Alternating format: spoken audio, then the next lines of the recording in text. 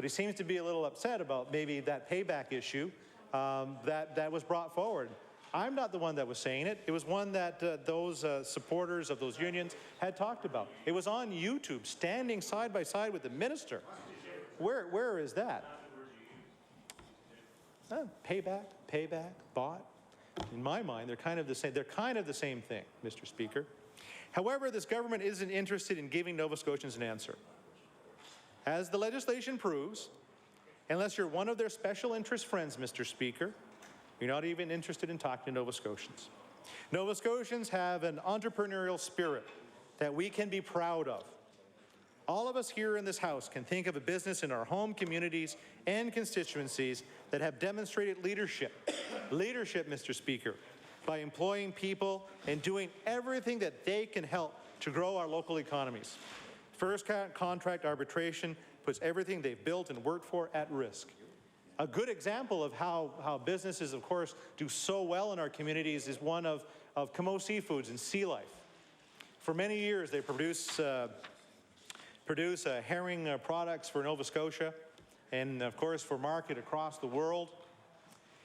And, Mr. Speaker, what they've done many times is because the fish product, of course, only comes when, of course, Mother Nature says it's time to come, and have had trouble, of course, working, finding the hours for their employees to of course, make their hours in order to qualify for unemployment insurance or EI.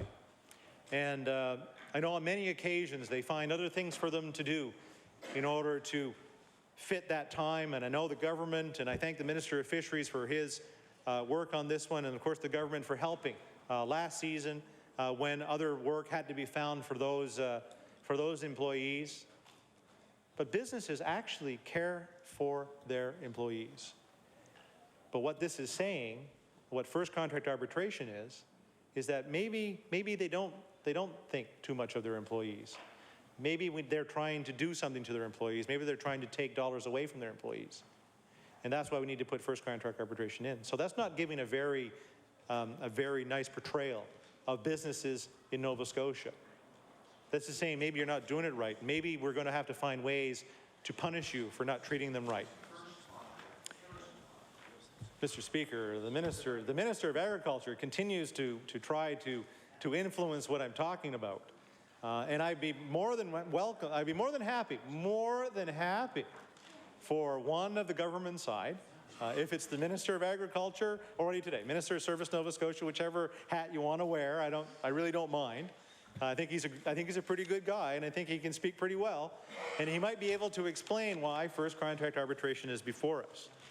But I'm going to bet that I'm going to hear the same rhetoric that we've heard from others, the Premier included, on why this needs to be brought forward. There's been no good reason. Nova Scotians deserve an answer on how this works. So, Mr. Speaker, we feel that it puts our future at risk. Too many young people have decided to build careers away from home. And the member for Victoria Lake spoke of that, of his son in Calgary, or where is he, in Calgary, and trying to find an opportunity for him to come work at home.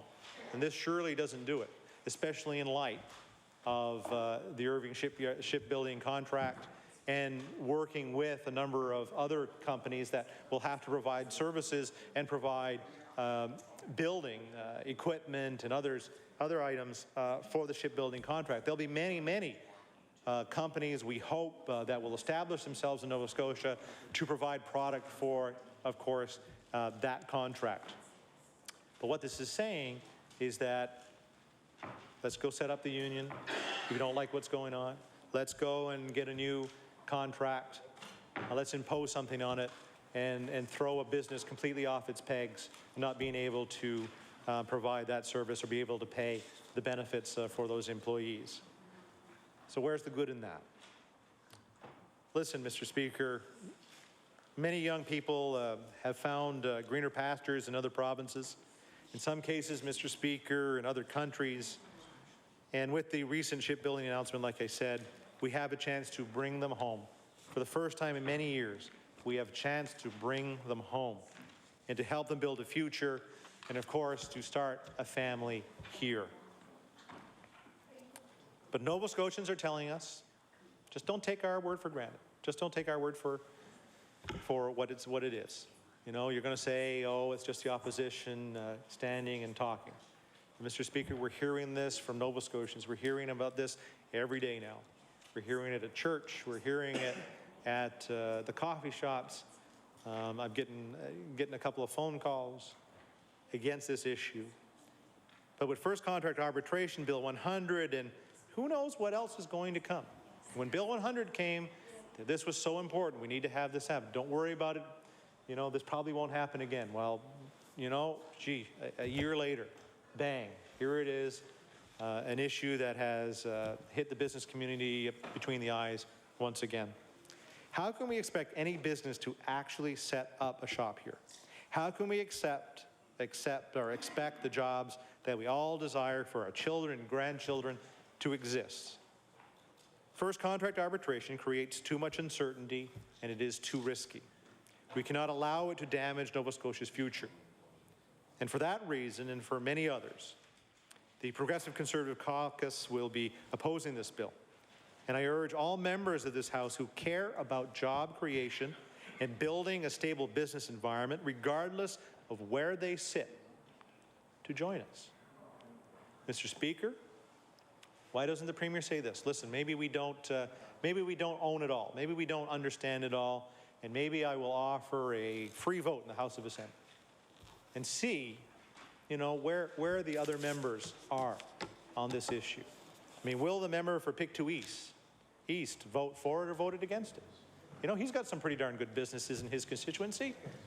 You know, the member, of course, for Pictou West, the member for Pictou Centre. You know, they're a growing community with some great opportunities there. Mr. Speaker, I'm sure there's businesses there that are knocking on their doors and saying, are you sure? Is this the right time? Why are you doing it? So, Mr. Speaker, I know I probably could go on a lot longer on this one, but I think I've conveyed my feelings. I think I've conveyed enough examples. I think I've at least made, again, our point that first contract arbitration or first contract imposition is not for this time, is not required. If at the very least, the minister could listen and say, you know, maybe we'll do some more consulting. Maybe we'll talk to Nova Scotia businesses. Maybe we'll go talk to the CFIB. Maybe we'll go talk to the Nova Scotia Chambers of Commerce. Maybe we'll talk to the manufacturers associations. Maybe we'll talk to the retail association. Listen, this is not a few hundred businesses. This is not a few, you know, 1,000 businesses, Mr. Speaker. These organizations speaks on tens of thousands of businesses across Nova Scotia and across Canada. If the wheel isn't broke, which is my final comment, if the wheel is not broke, why are we trying to fix it? There is no reason to bring this forward. The wheel is not broken. Let's not spend too much more time trying to fix something that is not an issue. And with that, Mr. Speaker, I want to thank you for the opportunity and thank this House for listening to my comments this evening. Merci beaucoup. The honourable member for Dartmouth East. Thank you, Mr. Speaker. And as you can tell, my voice is pretty well gone, so I'm not going to speak all that long. I'm sure the members opposite are really just disappointed to hear that I will only have a few words to say on this. You know, this is. I wanted to start, Mr. Speaker, by discussing some of the things that have been said by both the Minister and the Minister of Finance in his heckles the other day.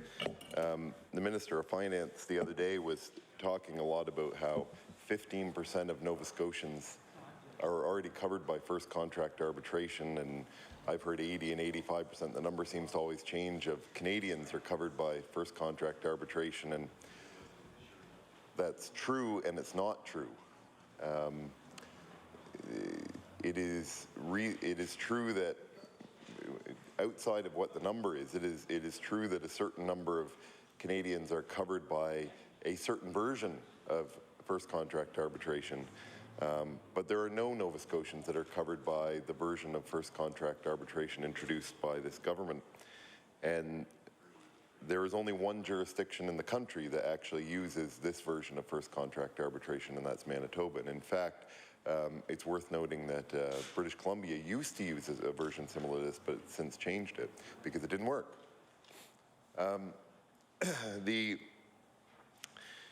interesting to look at the experience in Quebec, where this bill is intended to solve a problem which, as far as I can tell, doesn't exist, and that's reaching the first contract. The minister of Agriculture earlier was heckling across, saying this is about a first contract. This is about, and he's right. That's what this legislation is about. It's about reaching that first contract. Interestingly, in Quebec, companies that settled their first contract through first contract arbitration were more likely to go on strike when they reached the negotiation of their second and third contract than if they had not settled through first contract arbitration. So if you are looking for a method that actually improves labor peace over the long term, this actually doesn't do it. This doesn't seem to achieve that goal. It may prevent having that strike the first time around, but it seems to have actually the opposite effect when it comes to negotiating the second and third contract. So why would you go down that road? I want to speak briefly to some of the other models in the country, just so we have an idea of how different it is. My understanding in reading through this bill is that this model, essentially of 120 days, and if you don't reach the contract, then it's a no-fault system. You go to first contract arbitration. Not entirely clear whether you apply for it or not, but either way, at 120 days, I guess the employer or the union, it's either automatic or one of them can apply for it, either way. So let's look at, there was talk about the model, there was talk about Pierre Trudeau bringing it in. There was talk about a conservative government, a provincial government, I believe, bringing it in somewhere else. But they were different. They weren't this model.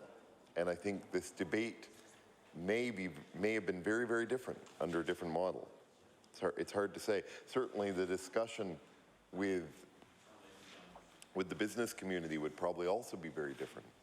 So, for example, the federal government, and in Quebec and in Newfoundland, they have what's referred to as a fault system, where somebody has to be bargaining in bad faith. And so, of course, you need to have a remedy if somebody is bargaining in bad faith. Of course, you need to be able to say to it doesn't matter which side it is. Of course, you need to have that. You need to have some kind of option to say, well, listen, we're not going to get a contract because, either the union or the business is negotiating in bad faith and trying to hold up the process. So, of course, having some kind of remedy, whatever that may be, it makes sense. And of course, as we heard from the previous speaker in Nova Scotia, we have a system here that addresses that already, and it's only had to address that 3 times. Only 3 times. So it's obviously, the system has worked to address that issue, and it's only had to happen 3 times, which means that we don't have a real serious problem.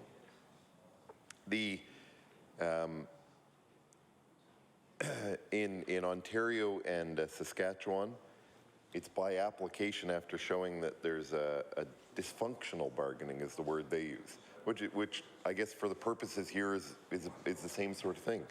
And so why would we do that? In British Columbia, where they've gone through a couple of models of this over the years,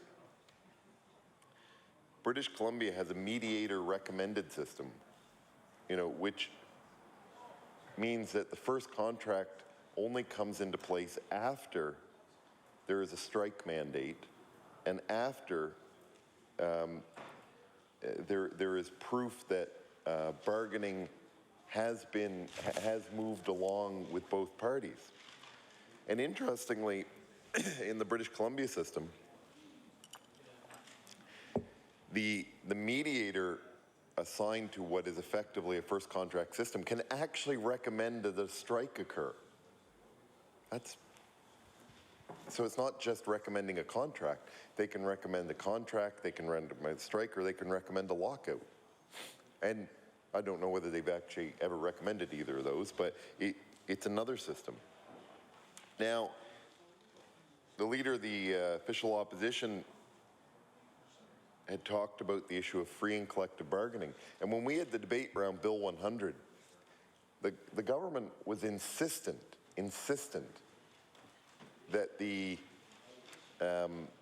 preamble to Bill 100 be left in. So fine, Bill 100 exists now with that in there.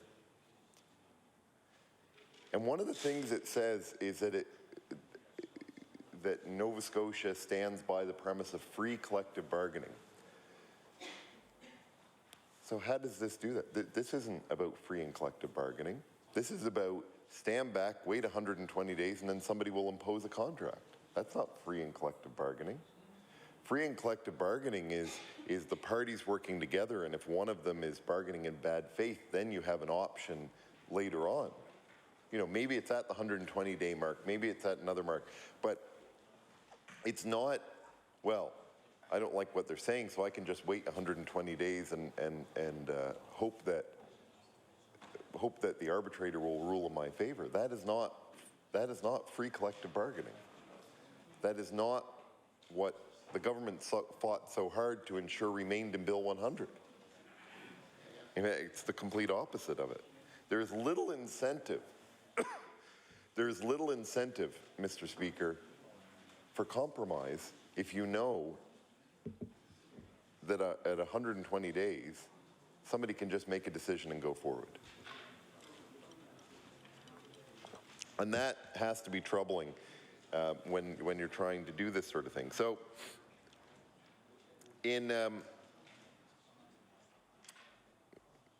by contrast, when you looked at the British Columbia model I looked at before, you know, they actually now have a 97.4% success rate in getting a contract without having to go to these sorts of situations. So then we have to look back and say, I can remember during some earlier question periods this session, or it was in the media comments, or I'm not sure if it was the Premier or the Minister, but there was comments that we're going to wait for the comments to come in, and I think November 4th was the date for the comments, and then we'll consider those comments, refer it to the Labour Management Review Board for their comments, and then decide whether we want to do legislation and then craft the legislation. Well, that took all of 14 days from the time that the comments were in to the time legislation was in here. Listen, I haven't been here a long time, but I've been here long enough to know that a bill like this doesn't get crafted in 14 days. I've also been here long enough to know that I mean, every time something comes up, whether it was the water strategy or something, or the even the back to balance, it took much longer than that to come forward with what the response was going to be. We don't even have the government response to the MLA pension situation. It's been longer than 14 days. You know, it makes it difficult for me to believe that the decision hadn't been made from the beginning that this was the model that was going to be moved forward with. Because the 14, it doesn't seem like the comments that would have come in would have been fairly considered. And I mean, even the Labour Management Review Committee appears not to have come to a consensus over what should have happened. You know, and last year during the debate around Bill 100, one of the things that we had asked for and were turned down on was to have representatives of non-union employers on that review committee, and it was turned down. And one of the reasons that it was turned down, the answer was, well, it's only going to deal with issues in unionized shops. So fine. That seemed to people went away and said, okay, if it's only going to deal with the issues in unionized shops, then, you know, maybe it doesn't need to have that on there. We still thought it should be there, but fine. The very first issue that they've been asked to deal with, or that we're aware they've been asked to deal with, is an issue that only affects non-unionized shops in the unionization process. So that troubles me, because there are assurances that we were given in the last session around Bill 100 that seem to have not taken hold now that we're dealing with this. And I think that that's something that we should be concerned about. I think a number of people have made this point, and I'm not, especially the condition of my voice, I'm not going to go into any great lengths about this, but one of the things that really bothers me is nobody has stood up and said why this is necessary right now. Nobody has stood up and said, this is why this is going to, or this is how this is going to improve the economy. This is why this piece, this is why it's important that this missing piece is put in place. Nobody's actually answered that question. We are in a financial crisis, and you know, we can have the debate over whether the financial crisis is of our own making or it's world markets. Fine, that's a legitimate debate to have. But it's still important to understand and understand what it is that this government is going to do to try and address and fix those issues. And so this is, I'm sure there'll be other legislation coming forward too, but this is the big bill of the session, as far as we know, and maybe there's other things coming. This is the bill of substance, if you will, and maybe the insurance one. But we haven't seen a bill that, we haven't seen a plan to fundamentally address the fact that young people are leaving, the fact that many of the people that I graduated with in high school have chosen to go elsewhere and haven't come back to Nova Scotia. We haven't seen a plan to address the fact that as important as the ship's contract is, we may have now lost more jobs than are actually be created by the entire ship's contract. I don't think that one of the people, one of the men and women at the Bowater Mill, for example, who realize that they're losing their job or potentially losing their job, are sitting there going, oh, I thank my lucky stars that the government has brought forward first contract arbitration legislation. That will solve the problems around the dinner table, because it doesn't. That's what the important issue is at the moment. The important issue is that if you're on,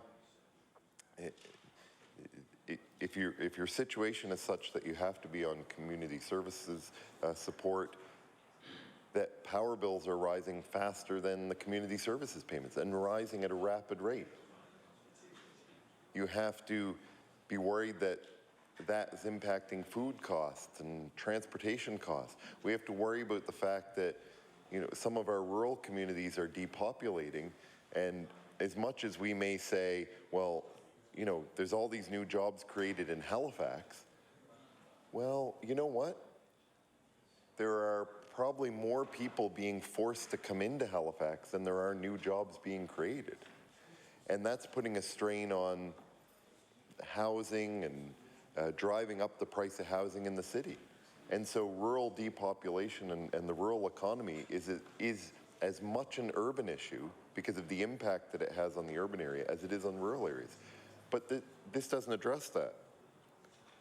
And the title of this bill, An Act to Prevent Unnecessary Labor Disruptions and Protect the Economy.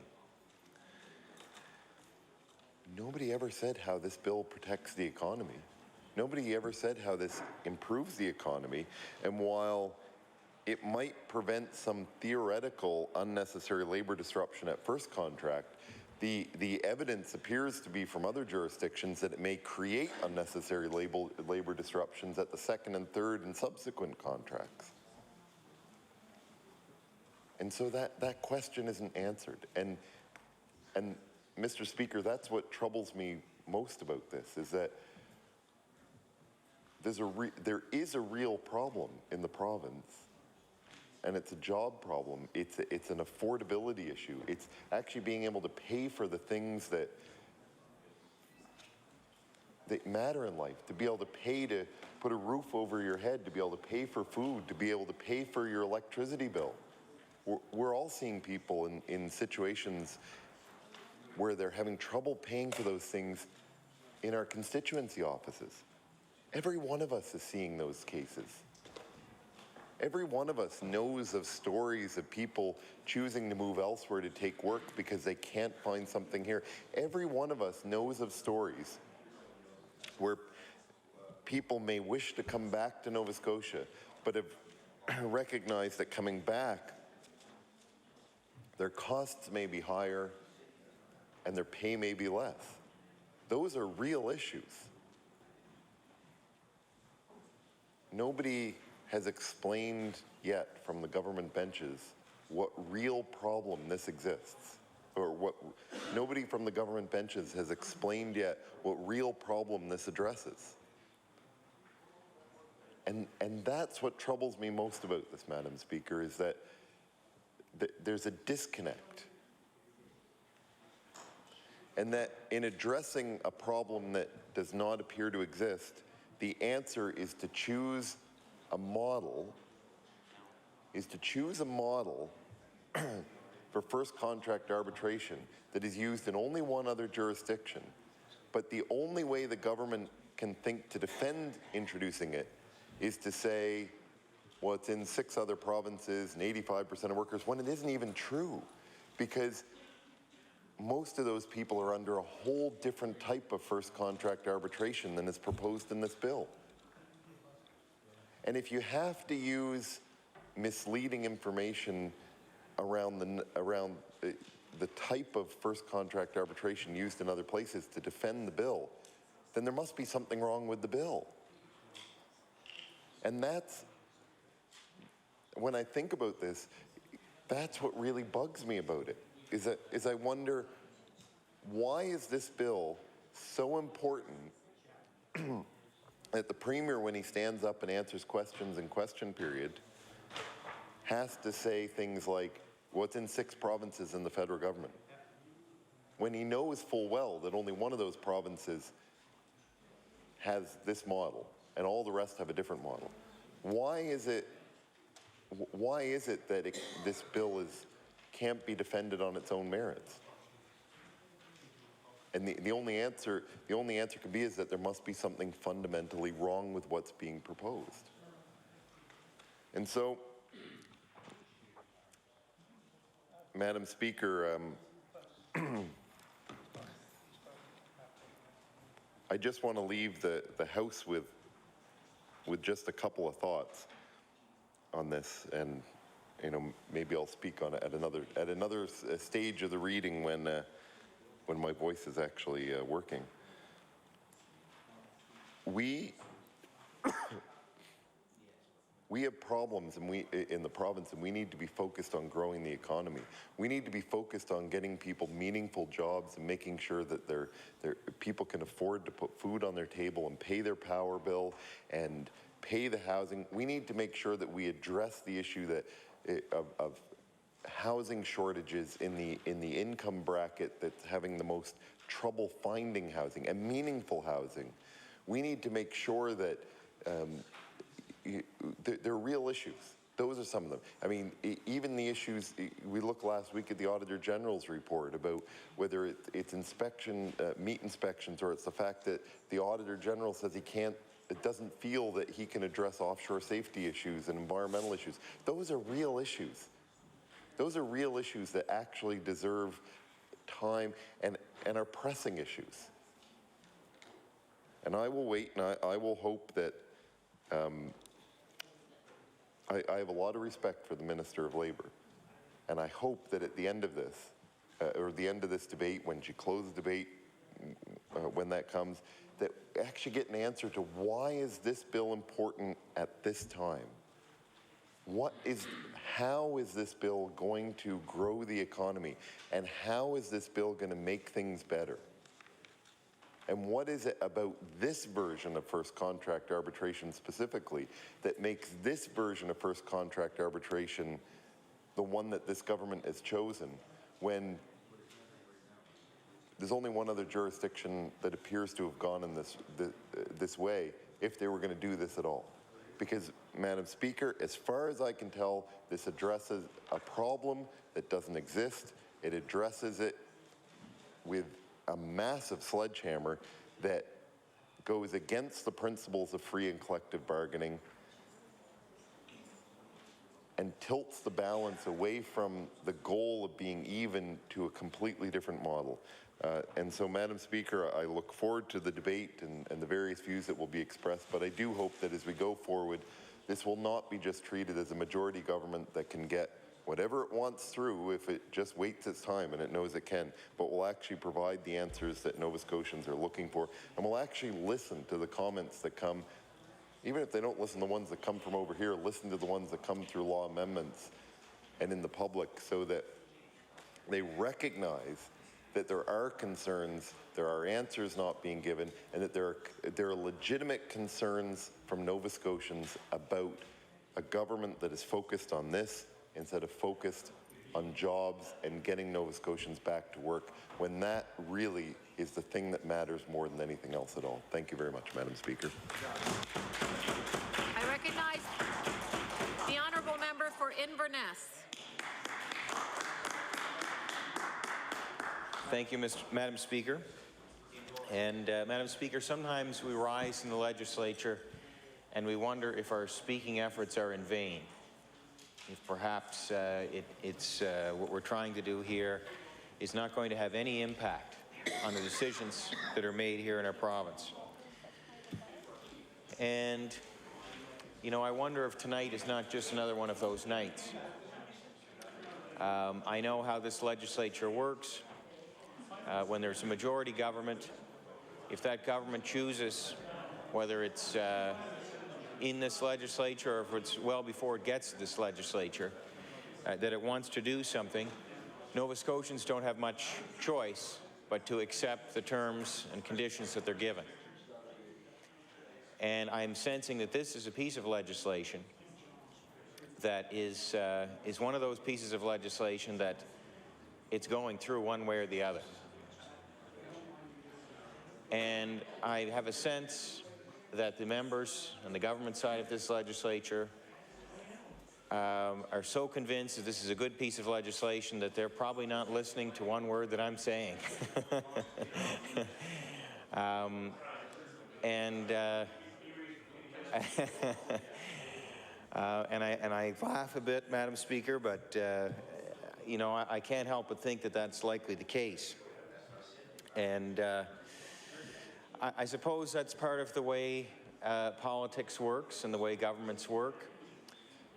You get groups of people that feel have some collective agreement on a matter, and they choose to go in a particular direction, the one we're seeing with this bill.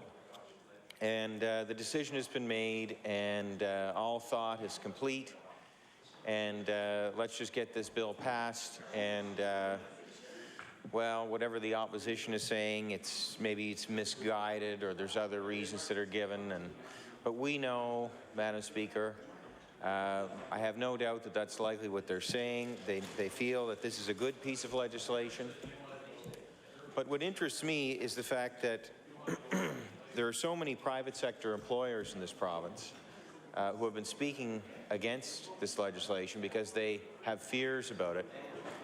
But the government is just telling them, don't worry about it. This is not going to impact you. It's not going to impact your business. But, Madam Speaker, these are the very people in our province. In my mind, they're the most important people in the province. And I say that because they're the risk takers. And we don't have near enough of them here. We need people taking risks to start businesses. And those people have insight that perhaps we don't have in this legislature. They live with a great sense of urgency. I suppose we live with a sense of urgency come election time, as we wonder if we're going to make it back to our seat here, or if perhaps somebody's going to pull the seat from under us and we may not get back. So there is some urgency in this profession, if I may refer to sitting in this legislature as a profession, Madam Speaker. But a lot of private business owners and small business owners face a sense of urgency that we really don't see. They face a lot of uncertainty in their business, whether it's local competition or whether it's competition from far away that impacts how much they can charge for the products or services that they're offering. And then, of course, they have to make decisions on their expense side. And in some cases, they may have to let people go. Not a very pleasant thing to do, but it may be necessary to keep the business alive. And so, you know, I have no doubt there are people in business out there who may be called greedy, but I think most of our business owners in Nova Scotia are good people. I think that they, for the most part, try to treat their people who work for them fairly. In many cases, they have a personal relationship with them. They know their families. And when their workers go home on a Friday or a Saturday night, whenever their business closes up for the week, maybe it's even on a Sunday, I guess now, Madam Speaker, but for a lot of business closing on a Friday or Saturday, they're probably wishing their workers well and saying, we'll see you on Monday or Tuesday, whenever the next day is, they're coming back into work. And I don't think it's a callous relationship that these people have with their workers.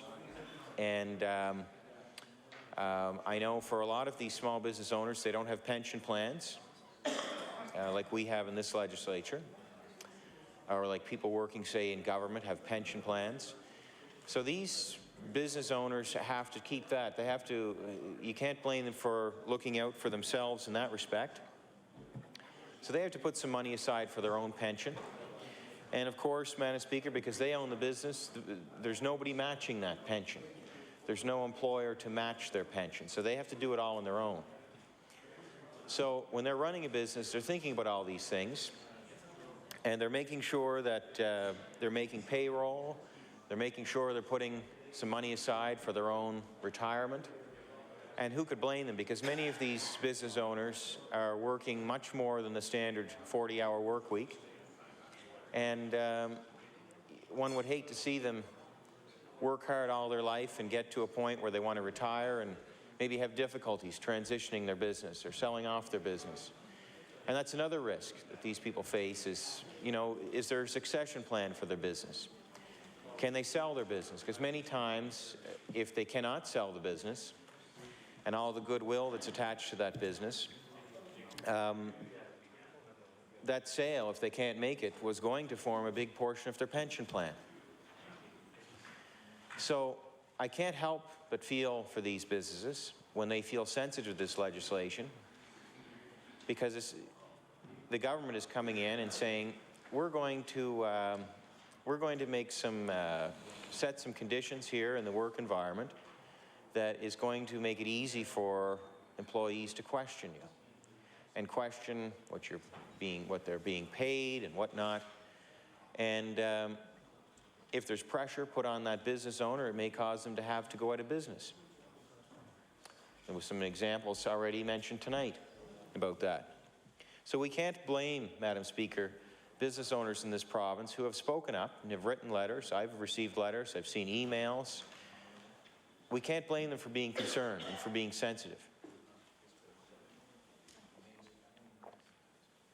And I know members from all political stripes in this House here tonight have those business owners in their constituencies.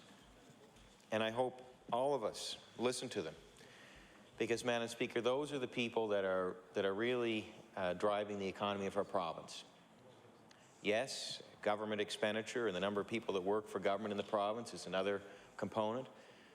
But they all depend ultimately on that sector of our economy that brings dollars in from outside our province. And that's the private sector. And if it weren't for them, we wouldn't have money to run government. And we might last for a little while, but sooner or later we would start to really cannibalize ourselves, because immediately you'd have to start laying off people in government, and you'd get by paying people maybe for the first year, and then the next year you'd have to lay more off, and so on until the economy would dry up. And I know that's kind of an extreme example, but in practical terms, that's exactly what would happen if our private sector dried up.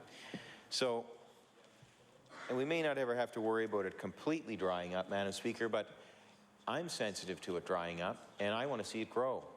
And I'm fearful that this legislation could cause it not to grow, and may also cause it to decline. And we can't have that in this province. So this bill, in my mind, is really about encouraging people who work in private business in Nova Scotia to take an adversarial stand against their employer, and quite possibly ask for terms of employment which may not be practical or even possible, in that the very job they have may be lost if added costs drive their employer out of business. And this will all be done with this legislation without the risk, without these employees having to risk to go on strike, to picket their workplace, to spoil relations with their employer, and quite possibly to lose paychecks, because if people are out striking, they're not working, the activity of the business is declining, revenues are declining, there's no money to make payroll, and quite frankly, if no work is getting done, we couldn't blame a Nova Scotia employer for not paying somebody who is maybe striking in front of their business.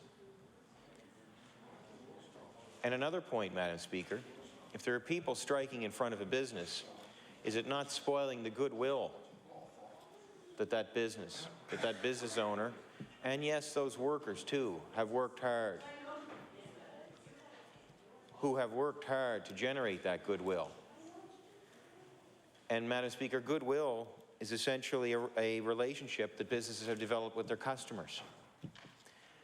Goodwill is when people go back to a business to be patrons again of that business, to patronize the business, to say, yes, I enjoyed my last shopping experience here, was a positive one, and yes, I want to come back and do business again. But how do those customers feel? Do they not feel awkward if there's a strike happening right outside the business? And what we'd be seeing, Madam Speaker, is the goodwill of the business being spoiled and maybe lost. And so when we think about a business owner in the province being sensitive to this legislation, we think about that. We don't blame them for being sensitive about things like that. They work so hard to generate that goodwill, to give good value for the people who come to their store or their place of business, and that can be spoiled. It can be spoiled when people are making demands which, maybe in fairness to them, they may not realize the demands they're making, the impact of the demands they're making. They may not realize that the business owner may not be able to afford the demands that they're making. So while they may not realize that, the business owner has been put in a bad spot, and the future health of their business may be put at risk. So essentially, Madam Speaker, we see this bill as something that facilitates the creation of more unionized employment in Nova Scotia. And there are many private sector businesses that will not be able to afford that form of employment. I can think of one in my own area, a call center in Port Hawkesbury, the Minix Call Center. Madam Speaker, they are competing against call centers all over the world, in places like the Philippines. And they have to make sure they pay a reasonable wage in this province to attract workers. They get payroll tax rebates, or at least they certainly have in the past, from the provincial government to support their employment numbers. They're helping to give people work here that wouldn't maybe normally have work available to them in their area at this time.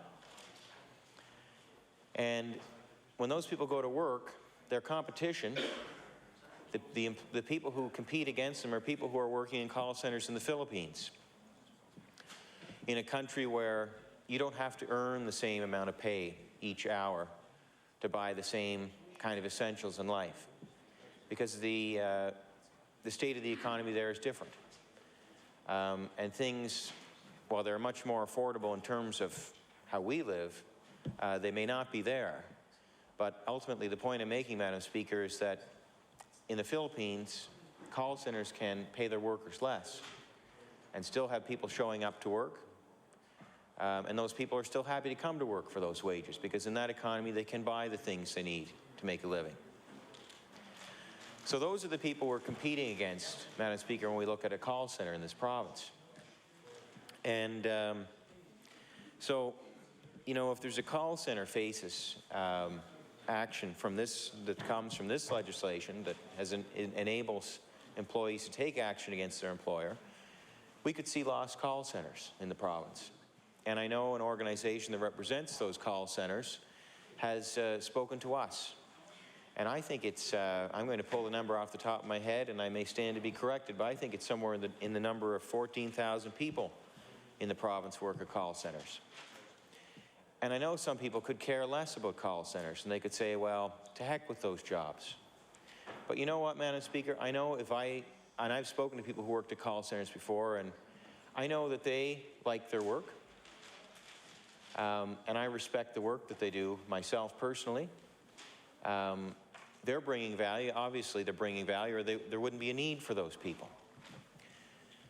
So do we say we don't want those jobs in the province?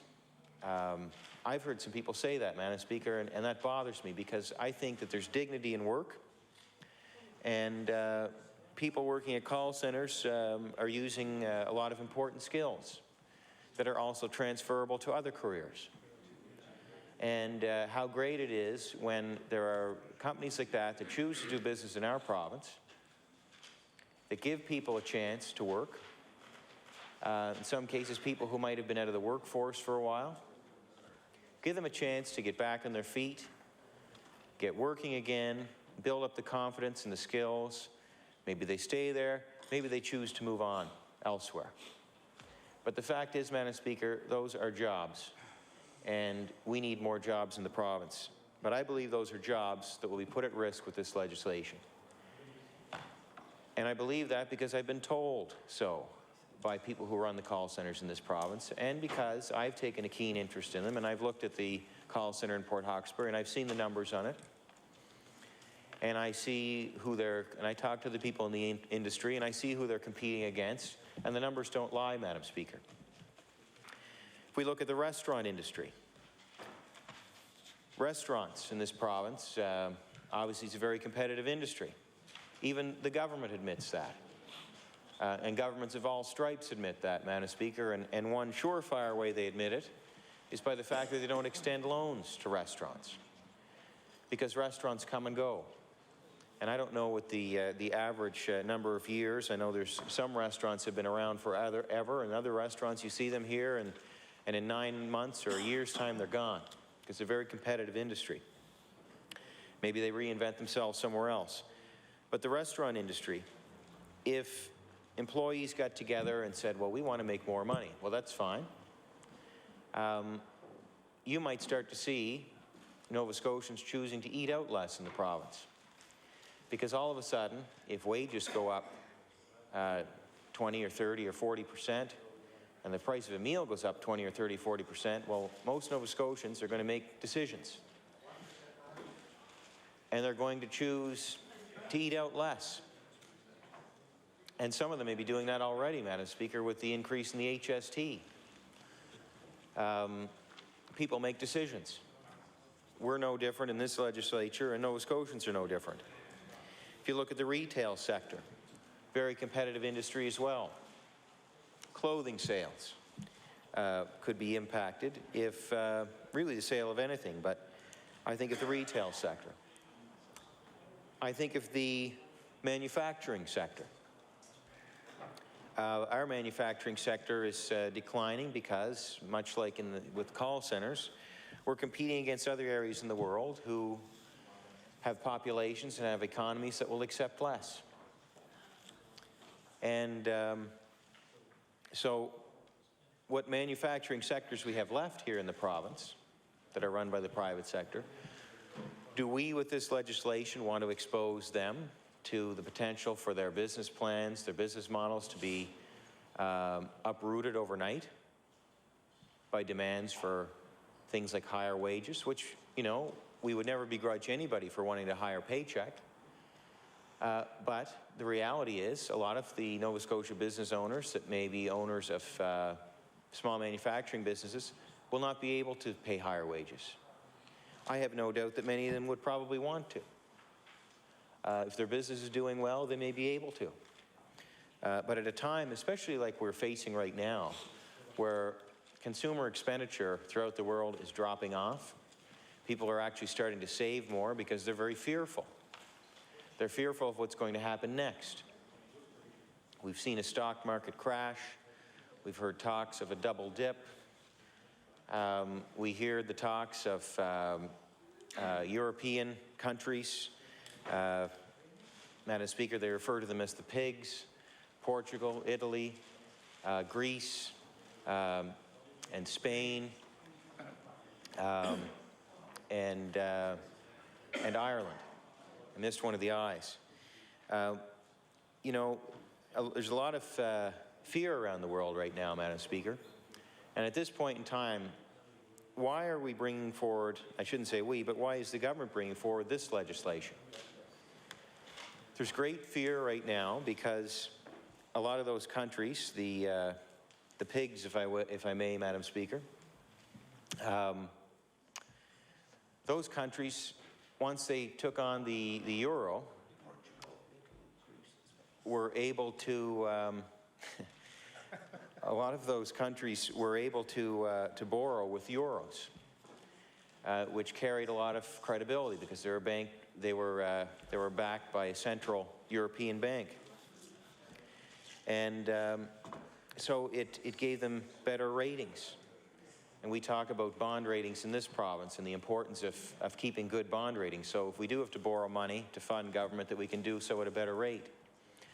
Well, these countries now had a license to borrow more money and borrow it at very affordable rates. So it was very tempting for the governments of those countries to go ahead and borrow money like that. And as we've seen the economy crash, and we see those governments who are so loaded up on debt, their economies have crashed. They're not generating the same kind of tax revenues they used to be able to generate. And some of them are probably faced with having difficulty to make payroll. So they're coming out with austerity measures to reduce the number of people working in their governments and trying to find ways to balance their books, trying to find ways to make payroll. And there's not a lot of trust, Madam Speaker, for these governments. And now there's countries, especially countries like Germany, who have such economic strength, are wondering, why did we ever get into this mess? Why did we ever link up with these other countries? And because now countries like Germany, the state of the euro is impacted by all of this fear. People don't want to own anything that's denominated in euros, because if the value of the euro goes down, well, so does the value of their investment.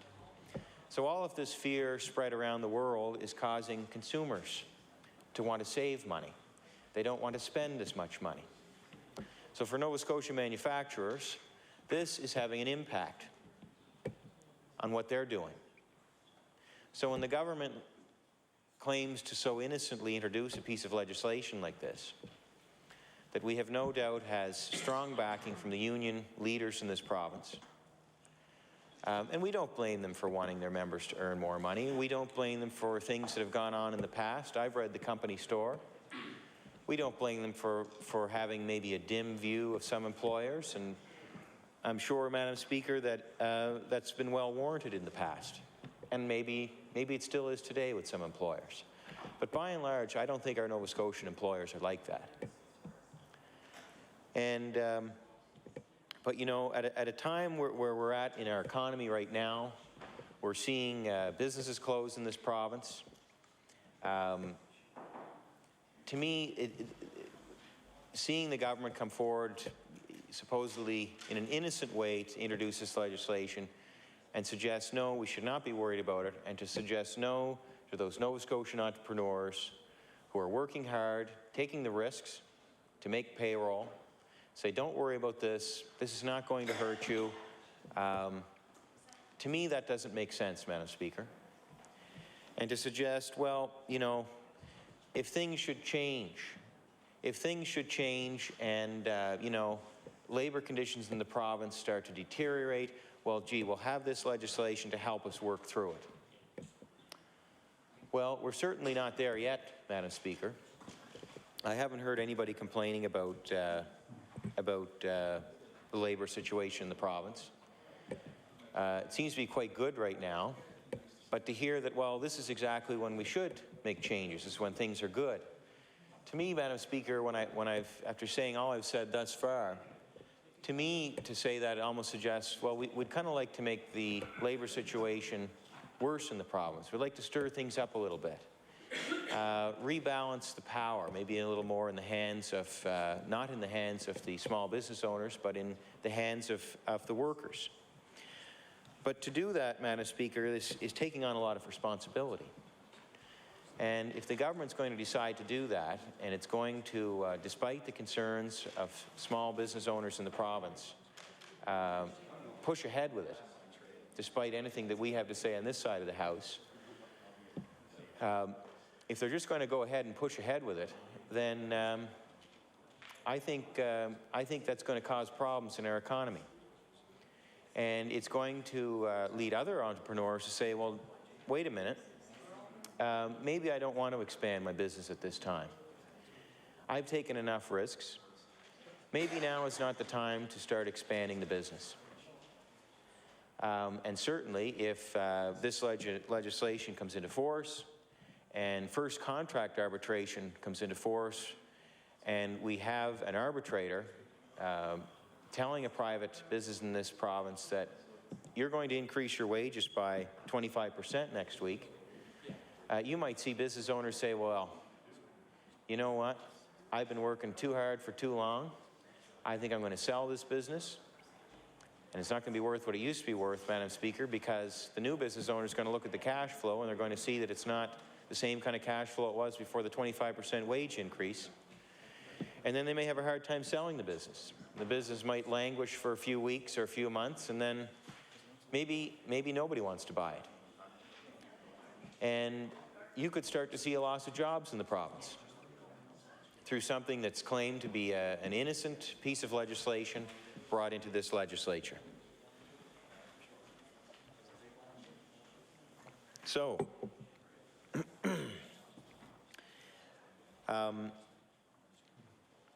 one of the other things I've noticed when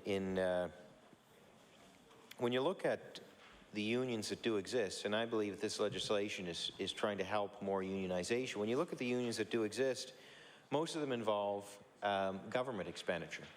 And even when we look at the Irving shipyards, that's a unionized company, and when you think about it, it's government money that's paying for those ships. And so if you look at consumers, in a lot of cases, we see the reality that consumers don't want to pay that kind of money. And I gave the example of the restaurant industry. If people had to pay 40% more for their meal to pay for the added cost of a high union wage, people would stop eating out. You'd see a decline in the restaurant industry, and those jobs would disappear. And I think that competition is one of the reasons that keeps that from naturally happening in that sector of our economy. But we see with things like the ships, which is a huge expenditure, $25 billion. Well, the consumers are really the taxpayers, and we don't really have much say in it. And it's kind of ironic. We're very happy in this province, but that's because it benefits us. And we are happy about that. But if you were a a consumer that you're actually going to be using that ship. I don't know what you'd use it for. I don't think you'd be using it for fishing. But you might start to question, well, gee, am I getting the best deal on that ship? But with a military expenditure, it's quite different, Madam Speaker, because really there's no competition, and we're all in the military together for our country. So when you think about it, well, I guess, Madam Speaker, I'm trying to make the point that this bill is probably going to create more unionized workplaces in the province. And when you think about it, the only places that are naturally surviving for unionized workplaces, in a lot of cases, are attached to government expenditure, and the shipyards being one example. So I think about the Occupy Nova Scotia movement. And I know all these Occupy movements, they've made a good point that there is a class of super rich. We may call them the 1%ers, which compared to the rest of us would be the other 99%. And you know, they have a point when they say that. Because there are a lot of people, if you look at, there aren't a lot of people, there's very few people on this continent that have an awful lot of money. And they've made it by having the benefit of living in a society that has laws and that has support for lawful behavior. It's not in a dictatorship or anything like that. So they've benefited from a safe society and a society that has a government, from democracy. And so, you know, I see nothing wrong with the government trying to better redistribute wealth. And I thank the member for clapping. And you know, when we look at the super rich, people who have billions and billions of dollars, really at some point, how much do you really need? You know? But if we come back, to this piece of legislation, is this really going to redistribute wealth? And again, I made the point earlier, I would never begrudge somebody from wanting to earn a bigger paycheck.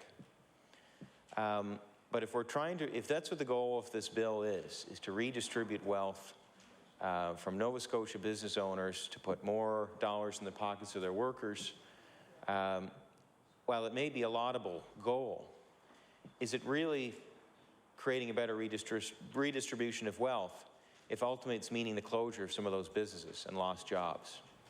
And that's a fear I have, and I know it's a fear that some small businesses have. And that's why I'm expressing it here tonight in the legislature. So I think if all this bill does is extract more dollars out of the hands of hardworking small business owners in the province, I don't think we're accomplishing better wealth redistribution. If we look at a company like Michelin, they compete in a worldwide marketplace. Sorry for all the ahs, Madam Speaker. It's kind of a long speech. But when we look at Michelin, you know, they're competing. They're actually making decisions. They've got plants all over the world. Consider our amount of tires that are produced for the North American market, but imagine they're producing tires for countries all over the world. I've had the chance to travel, and I've been in cities like Bangkok and Tokyo, and when you look at the sheer number of commuters traveling on those roads, and when you consider Michelin's making tires for the world market, they're making decisions every day. They're watching the numbers penny by penny to see where does it make sense to have their business operating. They probably get numbers right up to the minute to what their costs are to make a tire in each plant, wherever it is, anywhere in the world, because they've got plants everywhere. And maybe not in every country of the world, but they have them all over the world, different places. So when they're looking at Nova Scotia as a place to do business, and they look at a piece of legislation like this, you know, somebody in senior management that's not located in Nova Scotia, who is just looking at the numbers on a computer screen, you know, if there's changes if this legislation impacts business like Michelin in Nova Scotia, somebody far from here may make a decision to say, well, I think we'll close those plants in Nova Scotia. They're not attached to this province. They don't have maybe relatives working at those plants. Decision will be made. Those jobs will be gone. Is it possible? I think it is. We see it in the pulp and paper industry. We see it with NewPage in my area.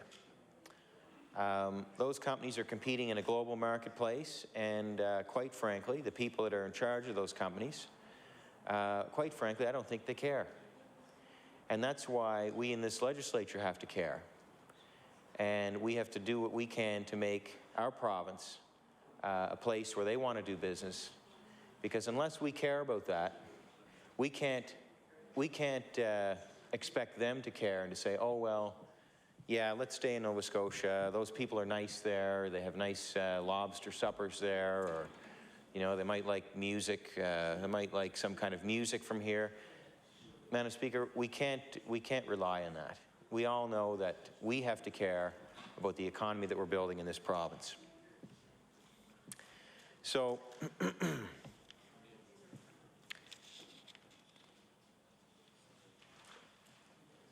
we want companies like Michelin to stay in this province, and we want local management of Michelin. When they travel up to their national and international meetings, we want them to be able to walk into a room and proudly state that in Nova Scotia, we make quality tires at a price that's competitive with anybody else. And due to our efforts, we believe that continued investment in the province of Nova Scotia is something that we feel comfortable recommending to Michelin. And if they got the numbers to back it up, Madam Speaker, we'll have no worry of a company like Michelin, who employs, I believe, somewhere in the neighborhood of 2,300 people, 2,300 Nova Scotians, that they will have no problem recommending to their company that they keep business running in this province. So, Madam Speaker, I don't think that this bill is about redistributing wealth in this province.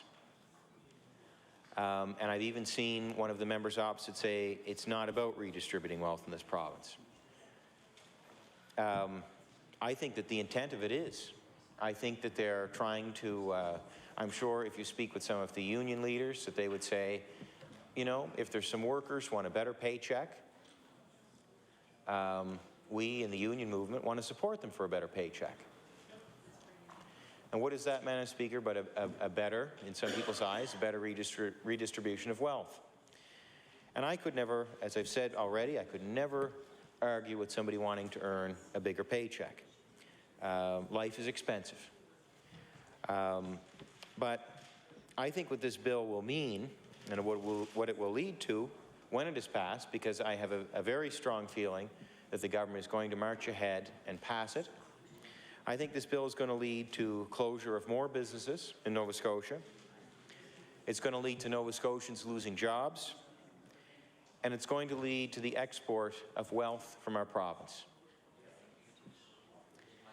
Not redistribution of wealth, Madam Speaker, but export of wealth from our province.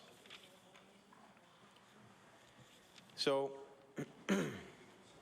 you know, Madam Speaker, I would like to see, I come from an area that has the great history of the cooperative movement. And, you know, what a great opportunity that the union leaders in this province have, and they'll be probably listening to my remarks and laughing at them tomorrow. They may be reading about them. But, you know, what a great opportunity that those union leaders have to take over management of companies.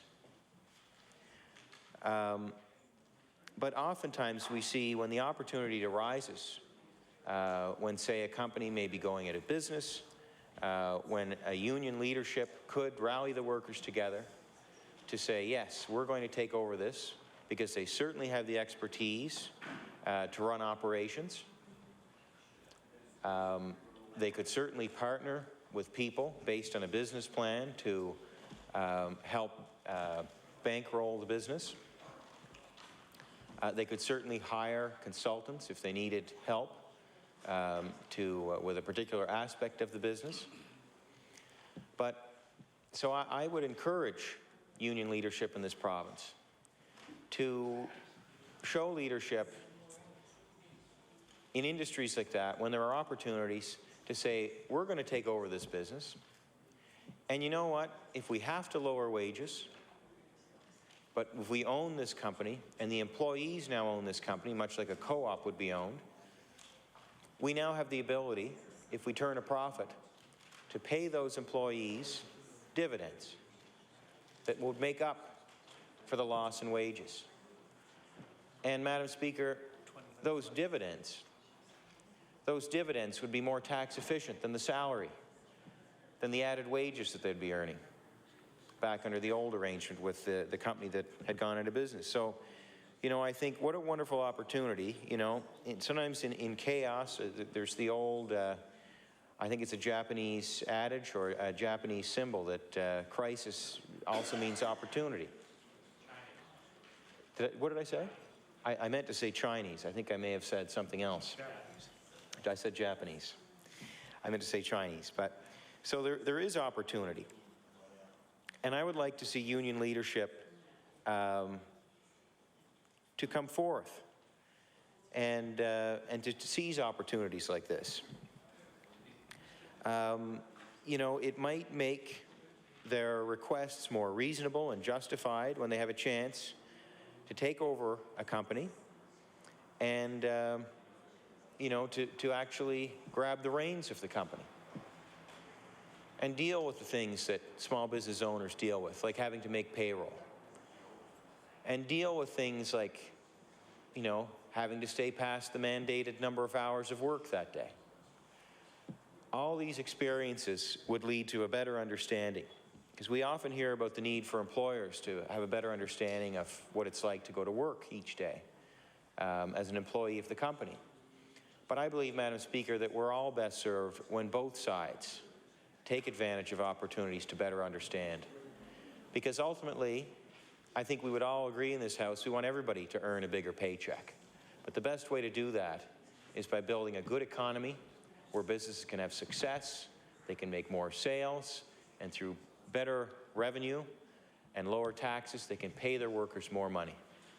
That's where success lies, Madam Speaker. So, I also want to make the point that people in this province always have a way to control the wage they receive. Nobody has to sit back and say, well, I guess this is what I'm getting paid and I don't like it, so I'm going to try to do something about it.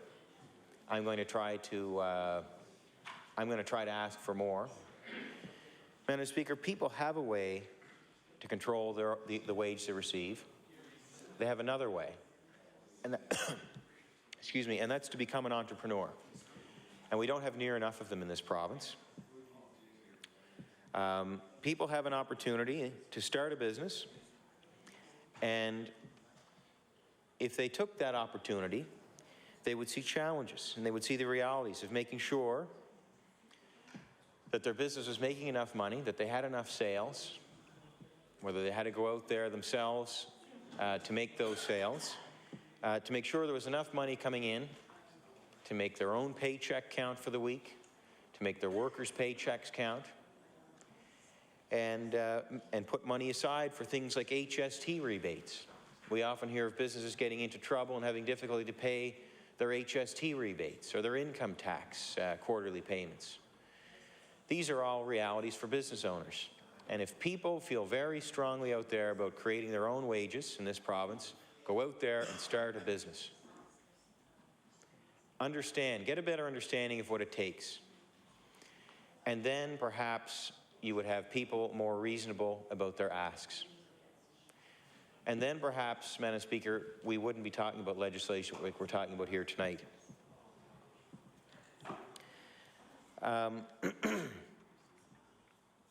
So,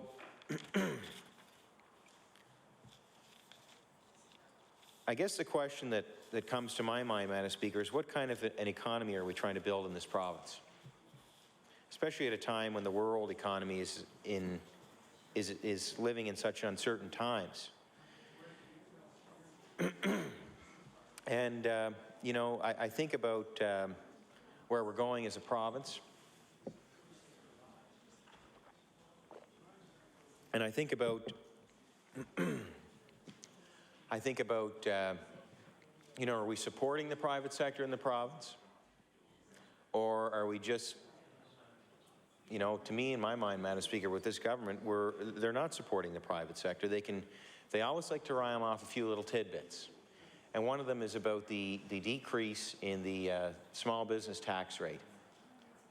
And certainly, Madam Speaker, we agreed with that. But it's a very, you know, in dollar terms, it's not a major win for small business.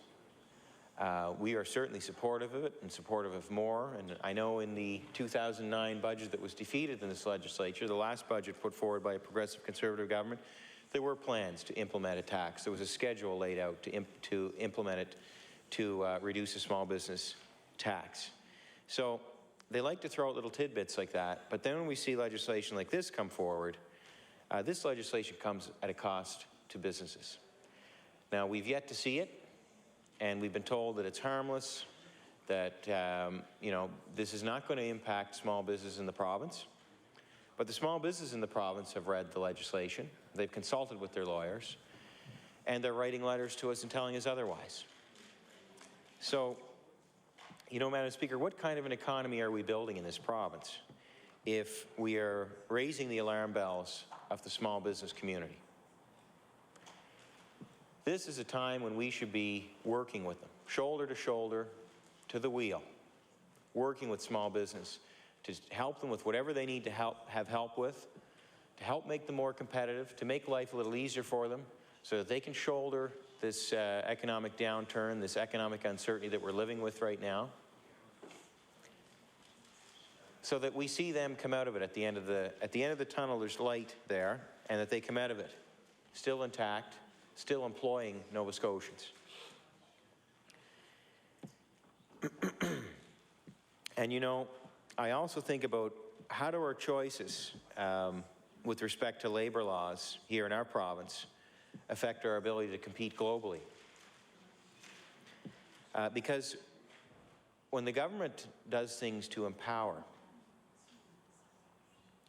groups of people to come forward and force an arbitrator to make decisions for a business owner that impacts wages as one factor, and that causes businesses to lose competitiveness in a global marketplace, I ask the question, what are we really doing in this legislature, Madam Speaker?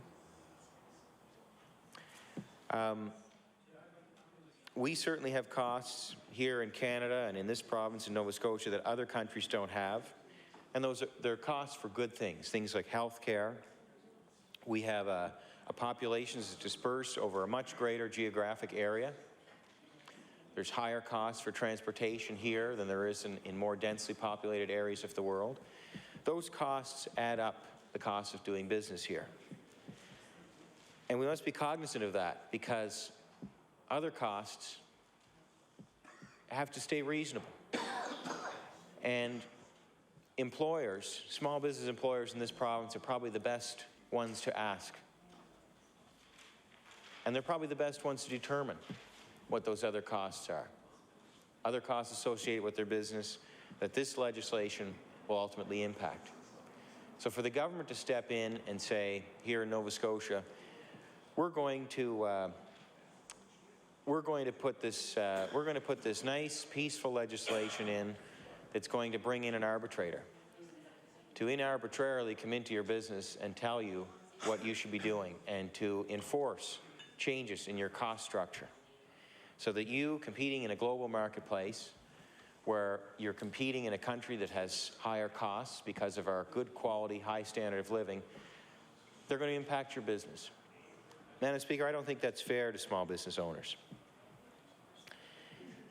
And, you know, I think about, and this example is not really related to specifically here, but I give the example because it's pertinent. I think everybody will understand it. You know, when you look at, and this is an example of the global marketplace. When you look at auto manufacturing, we've all seen General Motors have to reinvent itself. I had read at one point in time where if you bought a Toyota, or really any Japanese car, you could buy an automobile with about $2,000 more features on that automobile compared to a GM model for the same price. So you're getting $2,000 more value. And a lot of it ultimately had to do with the liabilities associated with the pension plan that GM had, because GM had been in business long before some of the Japanese auto manufacturers.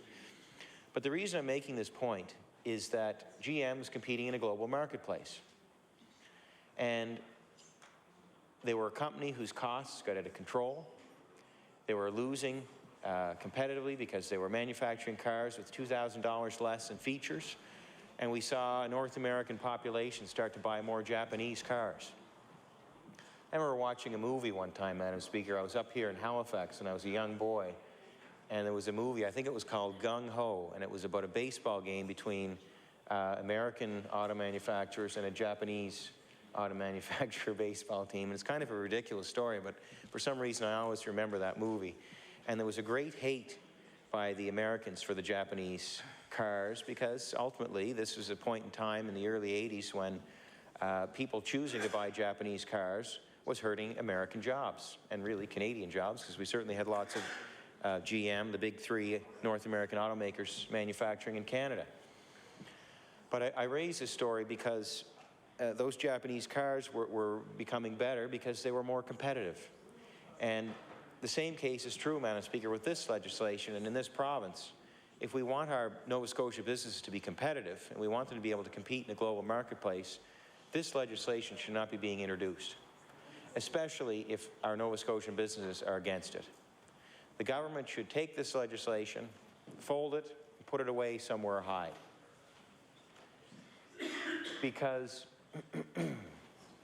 if we end up creating a situation and an environment in this province where we become less competitive and we start to lose jobs, then, Madam Speaker, we are failing as political representatives in this province to do our job.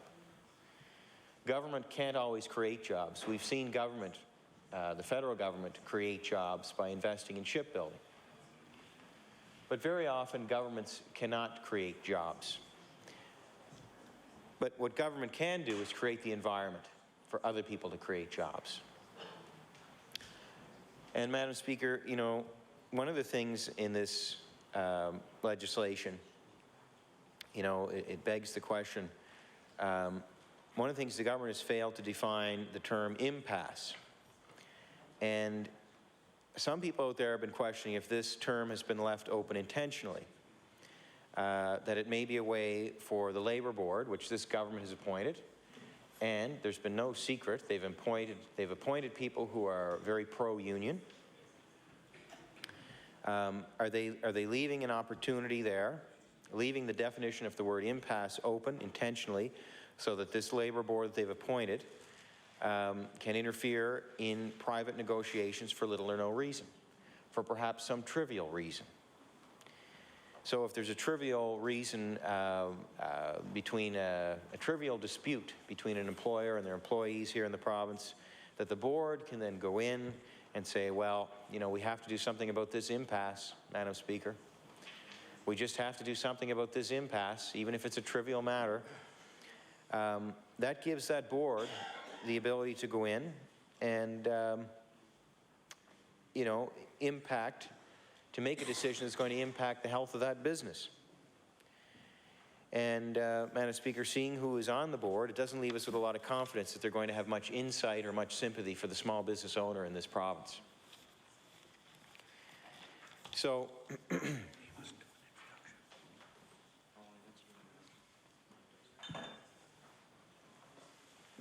Order, please. I recognize the honourable member for Hammonds Plains Upper Sackville on an introduction.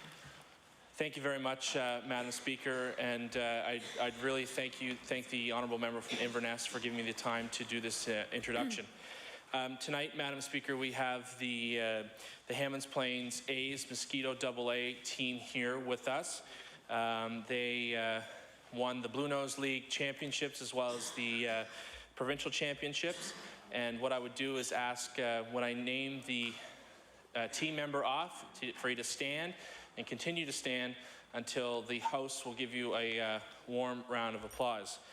We have Garrett Peterson, Max Turner, stand up when I say your name, Nick Taylor, Luke Hubbard, Connor Hughes, Ryan Monroe, Billy Lorette, Jack Davidson, Cam Sullivan, Daniel Hashem, Dan McCarthy, Josh Brophy, Carl Vardy, as well as the president of the Hammonds Plains Minor Baseball, Holly LaPierre, head coach, John Simpson, assistant coaches, Brad Brophy, Barb Brophy, and Blaine Sullivan, but unfortunately he can't be here tonight. But I'd ask the host to give them a warm round of applause.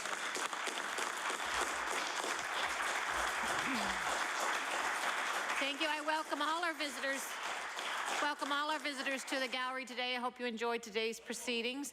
I'm going to recognize the Honourable Minister responsible for status of women on introduction, please.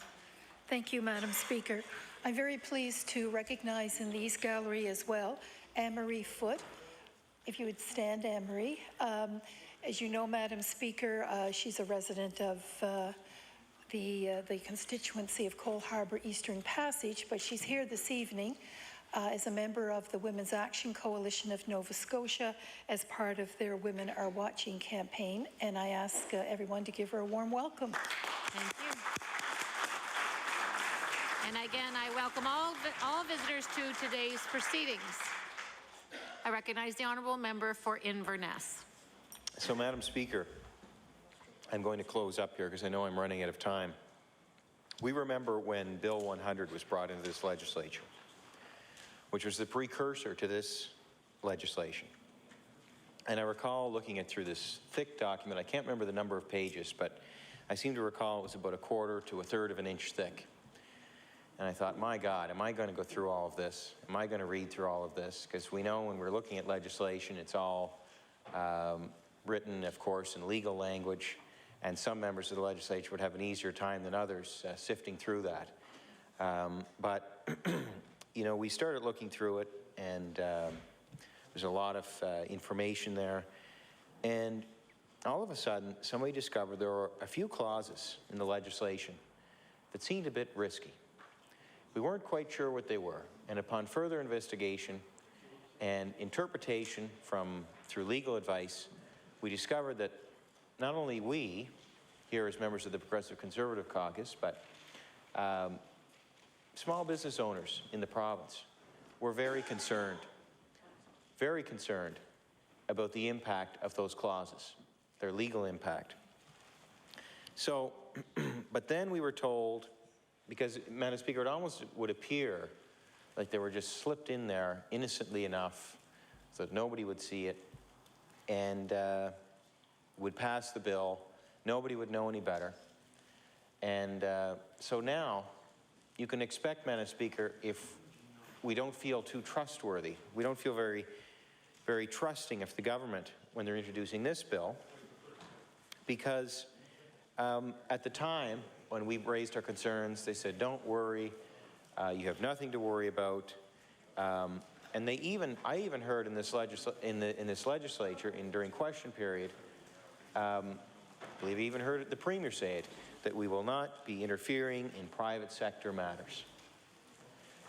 The very first sector of our economy that the government has chosen to target with that Bill 100 legislation and with this subsequent legislation is the private sector. So, Madam Speaker, that about sums it up for me and my concerns. If the government decides to pursue this legislation further, which lucky we would be if it chose not to, but I can't imagine they won't. They will proceed with it. I may have a chance to speak again as it moves through law amendments and into third reading. So with that, Madam Speaker, I will state my opposition to the legislation and I will take my place. And I look forward to hearing from other members of the House. I recognize the Honourable Member for Colchester North.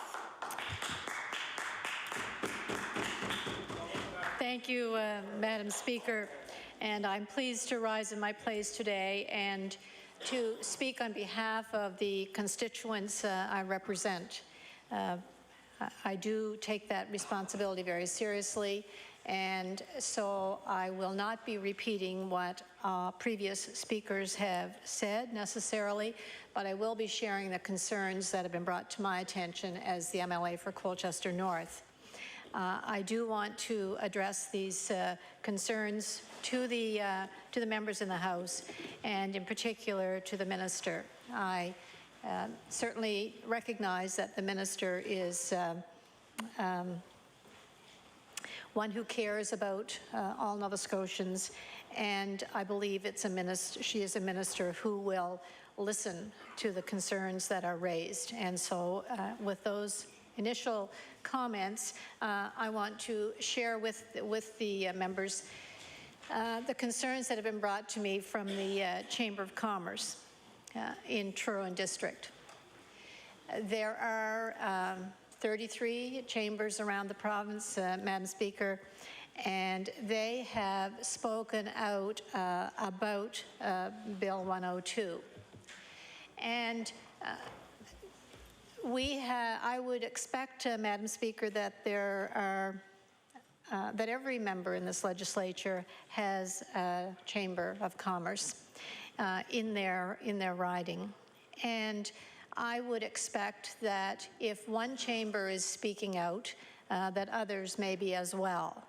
And so what I share may have already been shared with other members in this House. We know that there was a press release that the Nova Scotia Chamber of Commerce put out today, and they speak for all 7,000 businesses, so it is a provincial issue. The correspondence that I will be sharing is, as I said earlier, from the Truro District Chamber, but I believe it reflects the concerns that were stated. The member from Argyll was speaking about the press release, and that speaks for all of the chambers. But their concern, Madam Speaker, is one that has been raised here. And their concern is what is the intent of the legislation and what is it designed to do? And I know the Minister has heard that question many times. And I guess what I'm asking is if there is an answer to that question that can be shared with the businesses around the province, I would ask the Minister to do that. When you have a question that can't be answered, you know, there's an old saying that says, in the absence of information, people think the worst. And so rather than leave people with a question that's unanswered, I would encourage the Minister and the government to answer that question. It will take away a lot of the fears, a lot of the anxiety, a lot of the unknowns, and a lot of the things that contribute to that people think the worst. So if I could, Madam Speaker, I will table this document at the end if you wish, but I do want to refer to it as I'm making my comments. The letter was written by the President of the Truro District Chamber of Commerce, and it's asking the government to focus on strengthening the economy and strengthening it as much as possible. These members of the Chamber recognize the importance of having a strong economy. They're all small businesses. Some of them don't employ very many people, but they are important to the economy of the particular area. And so the Truro and District Chamber would represent small and medium-sized businesses that employ the people in that area. And so their plea to the Minister and to the government is, please focus on something that will strengthen the economy. And their thought is that this legislation does not. The President talks about collective bargaining, and I would expect that everyone in this House recognizes and values the importance of collective bargaining. And we also recognize that because of that, we do not have a lot of disputes. We do not have a lot of disruptions because we do bargain in good faith, and employers and employees are able to come to an agreement. So these small businesses are saying we have collective bargaining, we have a stable workforce, we have an economy that needs to be attended to and strengthened and built. And so they're putting that in as a plea to the minister. They're also saying that this particular legislation, in their opinion, flies directly in the face of collective bargaining. So if we have the members of this particular chamber and the press release that came out from all Nova Scotia's chambers believing that, then they are anxious and they are worried and they're wondering. And again, in the absence of information, people think the worst. So let's try to alleviate some of those concerns. They also, Madam Speaker, talk about questioning why the need for change and why not encourage more private investment. The President, on behalf of that chamber, is suggesting that the members of that chamber believe that this will not only have the potential to negatively impact on the existing businesses, but they're concerned that it may cause those who are contemplating a small business may be questioning whether it's really something they want to get into. Is it something that they should do? And if we don't have small businesses, our small rural communities will suffer. Many of us represent areas that don't have big businesses. They don't have the Michelins. They don't have the big businesses that employ hundreds of people. We have many little small businesses that maybe employ 8, 10, 20 people. And those are the people, those are the businesses that are members of this chamber, and they're the ones that fear for what this legislation might do. They, you know, we have in Colchester North, because DeBert is in Colchester North, but because it is Truro and Area Chamber, we have many small businesses, and there are not a lot of job opportunities in Colchester North. And the workers can't afford to lose a business. The businesses can't afford to close. So, as I said in the beginning, I want to share that with the minister. I will provide a copy. I will table the copy. And I will also give a copy to the minister because it's not my concern.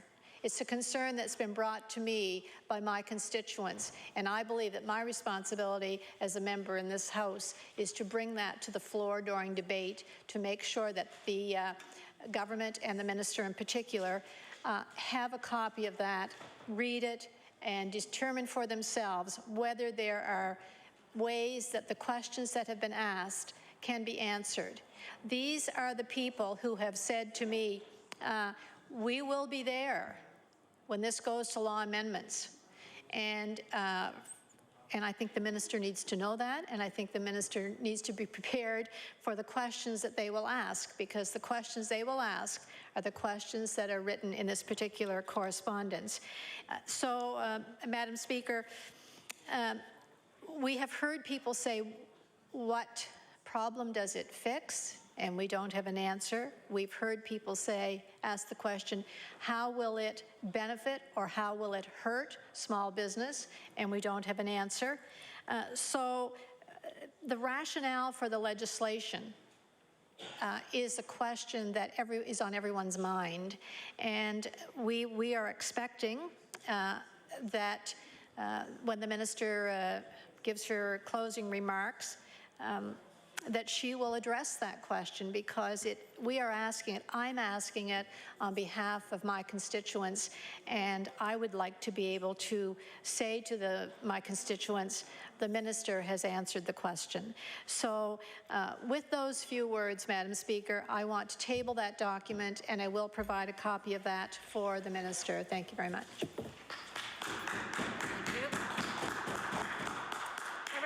The honourable member for Cape Breton North. Thank you very much, Madam Speaker. I rise to my place today to speak on this new bill, proposed bill, Bill 102, an act to prevent unnecessary labour disruptions and protect the economy. From what I'm hearing, Madam Speaker, and from what I'm reading, this is going to do just the opposite. It's not going to protect our economy, it's going to hurt it. This is the wrong legislation being introduced at the wrong time and for all the wrong reasons. I spoke with numerous businesses over the weekend, Madam Speaker, and they are not in support of this bill. They are just the opposite today. They feel it's going to hurt their businesses in ways that they will have to lay people off, or some of them may even have to close. If you open a newspaper anywhere in this province, you will see the same thing from Cape Breton to Yarmouth and everywhere in between. People in Nova Scotia are worried about jobs and job creation. That's their top priority, not reckless policies that only kill jobs. This just shows us about the government's commitment to job creation. We stand here day after day and talk about our Jobs Here program. This is going to be our savior, Madam Speaker, but people in Yarmouth, Cape Breton, Amherst, they're not seeing this as a savior. Since this government's been in place, there's been thousands of jobs lost all over the province. As members of this House know, recently I ran in a by-election in the constituency of Cape Breton North. More recently than any other member in this House. I've hit the doorsteps and I've listened to people in my riding. And they had lots of issues to discuss. NDP cuts to frontline services in healthcare, ER closures. In the Northside General alone, there was over 1,700 hours of ER closures last year, which if you put it out into a day, and it's 2.5 months of closures. Education cuts were high on the list. Certainly they wanted to discuss the NDP's tax hikes and what higher HST has meant to their homes and businesses. The 1,400 user fees was also a big topic of discussion. But one thing that never come up, Madam Speaker, not even once, was the need for first contract arbitration in our province. Not once. Have other members of this House heard this, their constituents demanding first contract arbitration? I don't think so. Not the members on this side, anyway. I know I haven't been an MLA for long, and many other members of the House would have dealt with more issues than people in their communities than I have so far. But in my short time being here as an MLA, I've never heard about first contract arbitration. Not in my campaign, and not since. I've never heard a resident of Cape Breton North come forward and demand action on first contract arbitration. In fact, I've heard just the opposite. I've heard that we need more policies that will allow business to succeed in Cape Breton. More policies that will allow our economy to grow, not policies like this that will kill jobs and stall growth in Cape Breton. Now, I know I wasn't the only person running in that by-election. There was an NDP candidate as well. And his heart was in the right place, and he's a nice guy, but I don't recall him talking about first contract arbitration either. No one during the by-election said to me, the NDP is talking about first contract arbitration. What are your thoughts? I didn't have once to have that discussion with any on the doorstep. The doorstep had more issues: healthcare, taxes, jobs. I also remember the general election in 2009. Granted, I was not a candidate or a member of the House at the time, but I did follow along and pay careful attention. And I remember the NDP making a lot of promises. I remember they promised they wouldn't run a deficit. I remember they promised they wouldn't raise taxes. I sure remember all those promises, Madam Speaker, promises that they broke. But I don't remember first contract arbitration.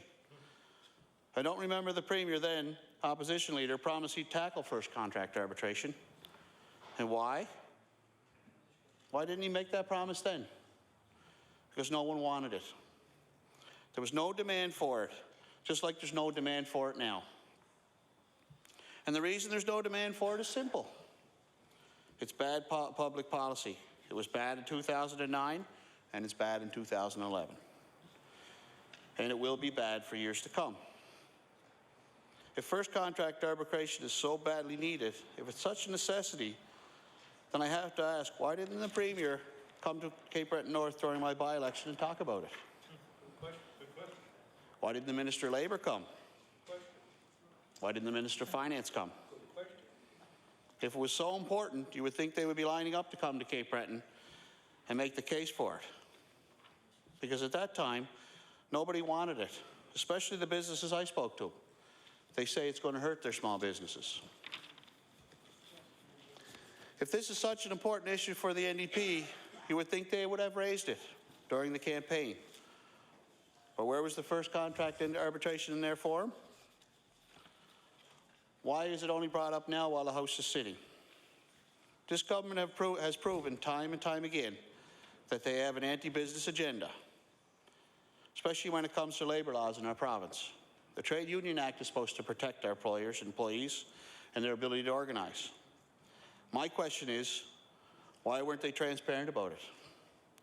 If they really felt the people of Nova Scotia were behind them on issues like Bill 100 and first contract arbitration, why wouldn't they put it in the context of an election? Because of who's behind it, Madam Speaker. Business communities don't want it. I spoke to people over the weekend. That was the first thing out of one major employer who has about 7 small businesses all over Cape Breton Island. And he said that the businesses don't want it. The Chamber in Cape Breton doesn't want it. If we look at lost time due to stoppages of work, it has been below 97% since 2003. What problem is there to fix? I worked in the healthcare system for 24 years. There was one stoppage back in 1990. And it was over wages that was negotiated and contract was fixed. It was settled on its own. Instead, the NDP waited to see a new pattern of the instead, they waited to see it. Now we see a new pattern with the NDP on these issues. They sneakily and underhandedly spring these things on us and then try to ram them through the legislature as soon as possible. Why is that? It's because they know that people in Nova Scotia won't find this in their best interest, especially the small businesses, especially in rural areas of Nova Scotia. Maybe they're worried that they'll kill the mood. After all, Nova Scotians are rightfully pretty excited right now after learning we just had one of the big federal shipbuilding contracts. Madam Speaker, we won that on merit. The Ship Start Here program, the government loves to remind us of that. They do it at each and every opportunity. What they don't like to be reminded of is job-killing extreme labour laws that start here too. And these job-killing labour laws put Nova Scotia shipbuilding future at risk.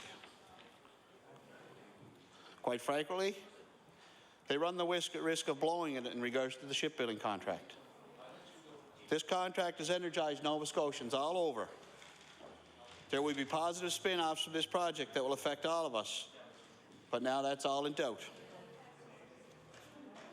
One small business owner I spoke with from Truro, he owns a siding and window company, and he's worried about what effect this will have on his business. If people decide they want to organize and impose first contract arbitration, he's afraid he won't be able to pay what they will be maybe awarded, and he may have to lay people off. That's far different from the job creation that we're hearing because of this.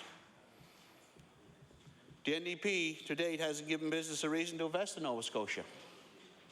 And now, thanks to risky schemes like this first contract legislation, they're actually telling businesses to stay away.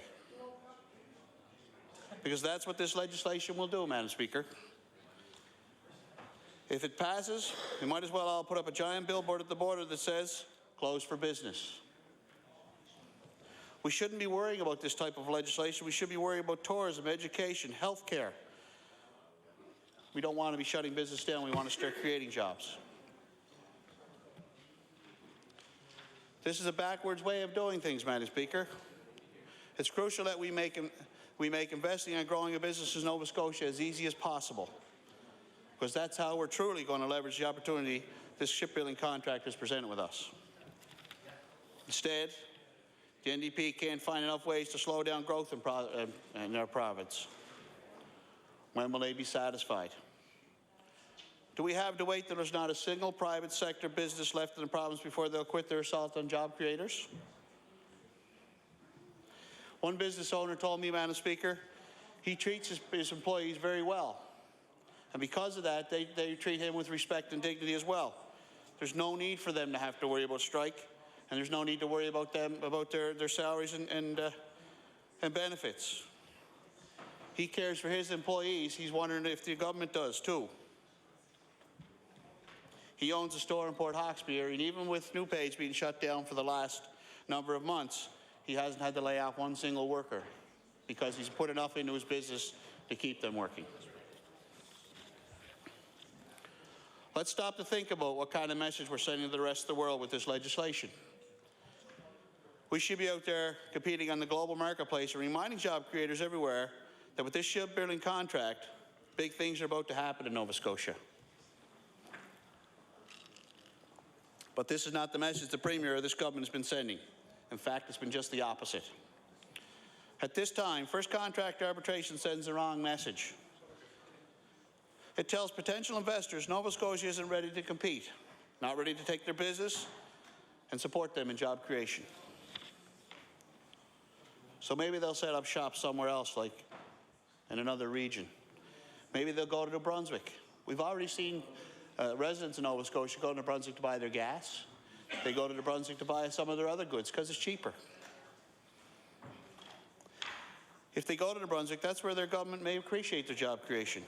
Or maybe they'll go to Newfoundland and Labrador, which has one of the fastest growing economies in the country right now. It's not like they don't have other options, or it's not like Nova Scotians can't afford to pass up on the thousands of new jobs. And this government likes to claim the first contract arbitration isn't uncommon in Canada.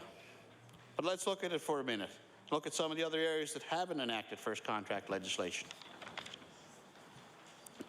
New Brunswick doesn't have first contract arbitration, and they're our closest neighbour. If you're an entrepreneur looking to set up shop in Atlantic Canada, that's just one more reason to move your business to Brunswick and not Nova Scotia. And does this government really think we can afford that? Alberta doesn't have first contract legislation, and let's think about that for a minute. Alberta, the industrial powerhouse that we lose so many of our young Nova Scotians to, does not have first contract arbitration. And the other question the government has failed to answer is, why? Why now? Nova Scotia has enjoyed a pretty harmonious labour relations over the past decade or so. A quick history lesson reminds us that in most cases in Canada, first contract legislation has always been introduced with the controversy to address a particular problem. Where's the controversy now in Nova Scotia? Where are the marches in the streets that have been pressed on all of us the need for this legislation? We know people aren't up in arms demanding first contract arbitration. So why is the government moving ahead with it so quickly? Who's actually pulling the strings here? A Canadian Tire retailer in my riding, Madam Speaker, during my by-election, stated to me that even the little things that affect the bottom line, like the rise in minimum wage, impacts his ability to govern and to run his business in our small town in Nova Scotia. What would he think if first contract arbitration was imposed on his business? I challenge the government to be honest and tell us the truth. Who pushed the NDP behind the scenes to move ahead with this legislation? Do they owe it to one of their special interest friends? One of the biggest problems with this bill lies in the fact that it's so vague. According to this legislation, employers and employees must only reach an impasse before an arbitrator can take over and set wages and benefits. However, the government hasn't taken the time to tell us what an impasse is. They've neglected to define it or provide any context that may enlighten us. And that means one of the two things must be the case. Either the legislation is rushed and not ready for the House, or the government has left this bill intentionally vague. Which is it? It comes back to the question, who's the government listening to? Who is applying the pressure in this case, Madam Speaker? And why have they refused to listen to job creators in Nova Scotia? I know who they're not listening to. They're not listening to the thousands of small and large businesses in Nova Scotia. If they were, they would slow down, consult, abandon this crazy idea, and come up with a better plan. Just today, Madam Speaker, the Nova Scotia Chamber of Commerce, who has over 7,000 members in it, has come out and spoke about this legislation, and not in a favorable manner. They're certainly not listening to Michelin, a company that employs 3,400 Nova Scotians, who, reports have suggested, may seriously consider leaving the province if the legislation is enacted. And let's think about the Michelin example for a moment. Do you think Michelin would have ever set up shop in Nova Scotia in the first place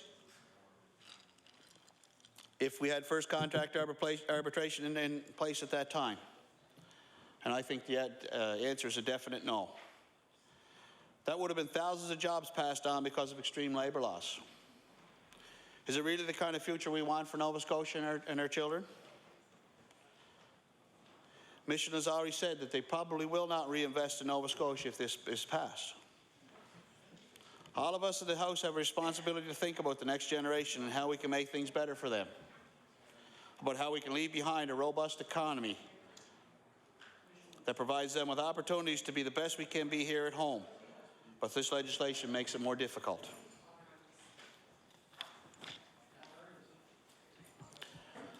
We want to see good jobs here in Nova Scotia for our young people. Jobs that will keep them here and allow them to thrive. But if we're going to expel all this energy on keeping job creators away, just how do we expect to do that? Our workforce is already shrinking.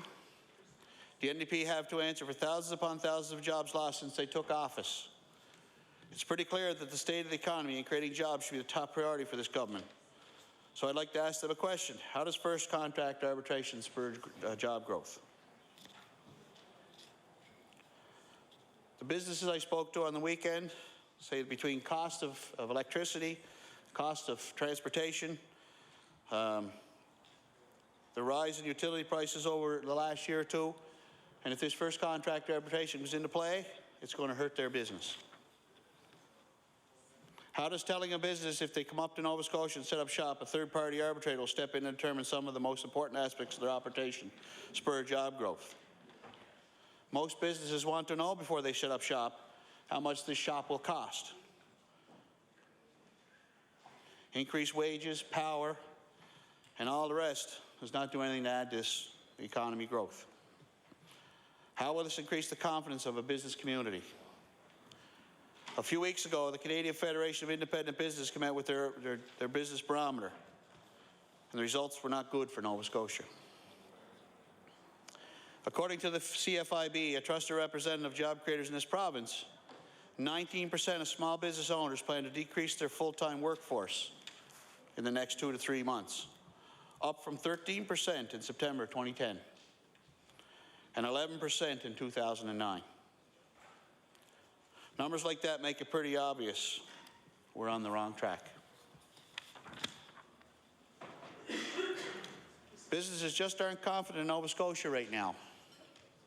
And how does first contract arbitration address that?